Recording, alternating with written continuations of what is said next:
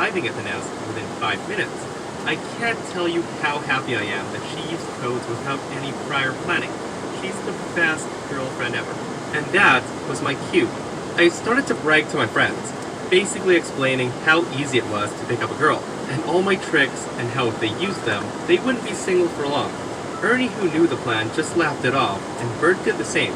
Seeing my girlfriend and Abby walk in, I say, I tell you what, I bet you the next round of drinks that I can make that girl, pointing to my girlfriend, make out with me within 3 minutes of talking.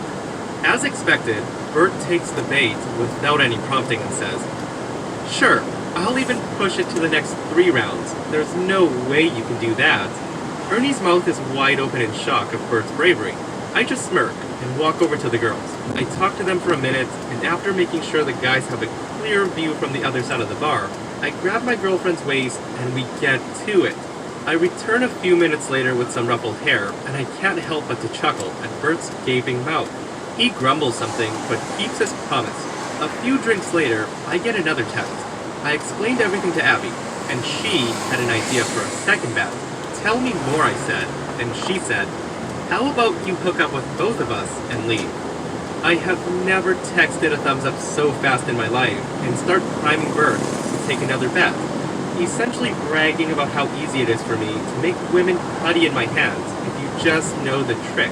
He's grumpy and a little drunk, and I can tell he'll agree to any bet I make now. I said, I'll tell you what, I bet that I can take both of those girls home with me right now, without any struggles.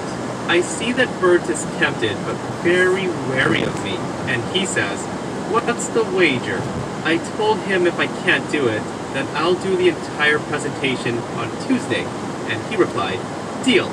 This was basically the end of the year presentation, going through the contracts we got during the year and reviewing the company income and costs. Me, Bert, and Ernie have been assigned to do this together, and with it being an hour-and-a-half long presentation at the least, 3 people talking would be best for everyone. However, this is when Ernie made an already sweet deal even sweeter, and he says, Wait. This doesn't seem fair to me. I think we need to give Bert something more in case he loses. Bert looks at him cautiously and asks, What did you have in mind? And honestly, I'm pretty sure I owe Ernie a kidney for this. I will forever be grateful to him for this. And he says, Do you still have your Elvis outfit from last Halloween? Bert says, yeah.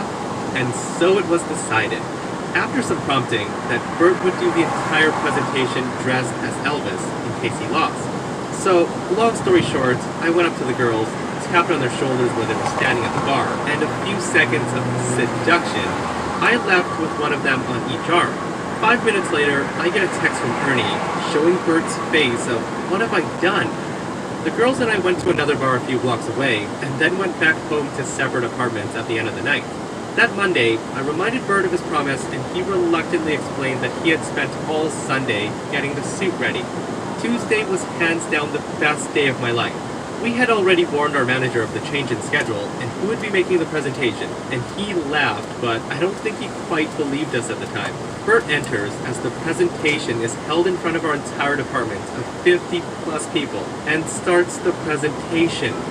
Everyone, including me and Ernie, were laughing so hard for the first 10 minutes that he couldn't get a word in, and just stood there waiting for them to stop. The best part, though, was he did the voice. Once the laughter died down and he could do the full presentation properly, he apparently thought, well, I'm going all in, and went full Elvis.